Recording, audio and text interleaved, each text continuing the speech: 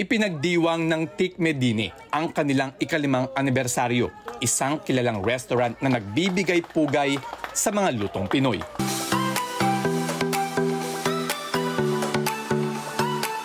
Dinaluhan ang selebrasyong ito ng loyal customers, mga kaibigan at ilang kinatawan mula sa mga pribado at pampublikong sektor.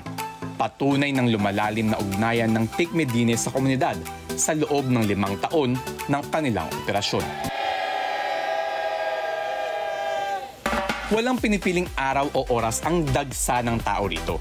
Hindi lang dahil sa kanilang mga comfort food na ipinagmamalaki ng mga kababayan nating Batanggenyo, kundi dahil sa abot-kayang mga putahe.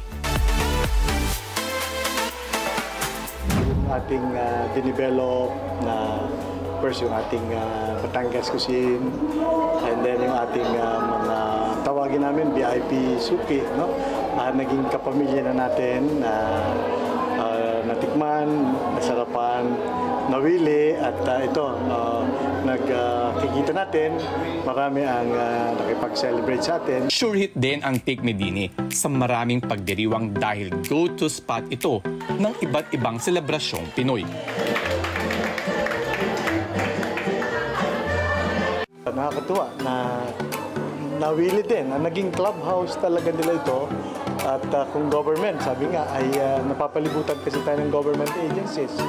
Lahat ng opisina narito. Kaya regularly, ito na, nawili na sila rito. Lagi nang dito nagkakandak ng kanilang events, celebrations, at even yung private agencies. Sa patuloy na paglago ng Tikme Dini, marami pa raw ang dapat abangan sa kanila.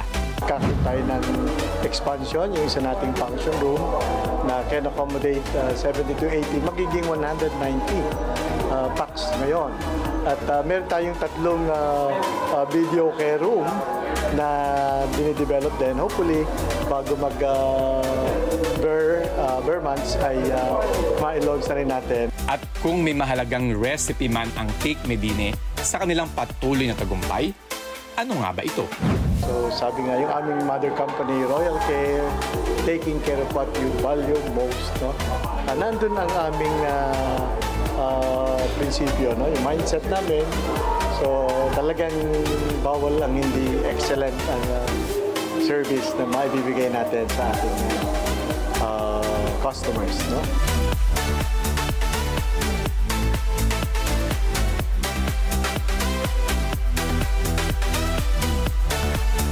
Mark De La Rosa para sa mata ng Agila. Matatag, matapang, matapat.